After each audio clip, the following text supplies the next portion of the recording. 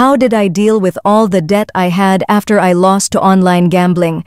Ito ang naging captions ni Miss Q&A and Miss Queen International Philippines Lars Pacheco sa kanyang follow-up video kung saan ikinwento niya sa una na minsan na siyang nalulong sa online gambling at umabot ng halos 5 milyong piso ang kanyang naipatalo dito. Bukod diyan, nabaon din umano siya sa pagkakautang na hanggang ngayong ay pinagbabayaran niya. Narito ang kanyang kwento. So, paano ko nga ba hinarap yung mga utang na ginawa ko nung halos matalo ako ng almost 5 million sa online gambling? So, nung mga time na palaki ng palaki yung talo ko, dun ko nararamdaman na parang sobrang nagigipit na ako. So, habang lumalaki yung talo ko, lumalaki na din yung taya ko kasi gusto ko mas mabilis akong makabawi. To the point na yung 100k para na lang siyang 10k sa sobrang bilis niyang maubos kasi nga super duper laki ng mga tinataya ko. And nung mga time na paubos na ng paubos yung laman ng bank account ko, doon ako nakakaisip ng mga way para magkaroon ako ng funds and para makapag-cash in ako. So, dumating ako sa point na halos lahat ng alahas ko, ng mga gold investments ko and diamonds, nasanla ko siya. As in, almost lahat. Hanggang sa nung wala na akong masanla, doon na ako nagkaroon ng start na magkaroon ng utang sa dalawa kong friend. So, yun na nga, doon ako nag-start na natutong magsinungaling kasi sabi ko sa mga friend ko, like, transfer nyo ako kasi limit lang yung account ko. Pero ang totoo talaga, hindi na limit kasi wala na akong pang-cash in. So, dahil malapit nga sa kanila, ita-transfer agad nila ako. And syempre, of course, bilang balik, sabi ko, sige, transfer ba ko na lang, dadagdagan ko na lang. So, for example, nang hiram ako ng 20k, mga after 12 hours, ibabalik ko yun ng 21k. So hanggang sa naging ganun yung routine namin. At hanggang sa palaki na rin ng palaki yung hinihiram ko. So palaki na rin ng palaki yung tubong binibigay ko. Not me realizing na ako na pala mismo yung gumagawa ng hukay kung saan ilulubog ko yung sarili ko. Pinakamahirap na part pa is walang nakakaalam ng pinagdadaanan mo.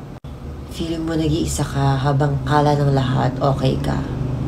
Yung, alam mo yung feeling na natatalo ka mag-isa, nasa kadiliman ka mag-isa, and yung mga tao sa paligid mo, wala silang idea kung ano yung tumatakbo sa isip mo na lubog ka na pala sa utang, ang dami mo na palang mga atraso. Hanggang sa nung alam ko nang tangina fucked up na talaga ako, doon na ako naglakas ng loob na i-confess sa boyfriend ko na ganun nakalaki yung talo na nangyari sa akin.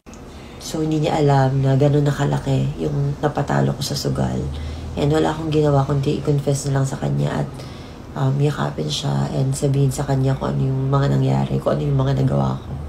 So, sinabi ko lahat. Kahit na alam kong hindi mababawasan yung mga atraso ko sa ibang tao. Kahit alam ko na hindi mababawasan yung utang ko. Gumaan yung loob ko kasi finally may nakakaalam na nung pinagdadaanan ko. Sobrang kahihiyan sa totoo lang ang umamin na natalo ka sa sugal kasi feeling mo sobrang walang kwenta mong tao. Pero minsan, kailangan mo lang palang ilabas lahat. Kailangan mo lang pala ng tenga na makikinig sa'yo. Yung to the point na kahit anong feedback yung marinig mo, wala kang magagawa kasi yun yung consequences ng mga actions mo, ng mga bad decisions mo. Ngayon, may mga debts pa rin ako, meron pa rin akong mga balance na kailangan i-settle. Pero ngayon alam kong hindi ako malulunod ng tuluyan kasi meron nang nakakaalam ng sitwasyon ko. Doon ko na-realize na ipaalam mong nalulunod ka para matulungan ka nila. And doon naman sa mga people na yun nga, I have something to settle with. I know this is a very hard pill to swallow and it takes kapal ng mukha. But I admitted, sinabi ko sa kanila kung ano nangyari, na lulong ako sa sugal. And now, I'm making terms with them kung paano ko sila isi-settle as soon as possible. And yeah, somehow communication makes things better for me.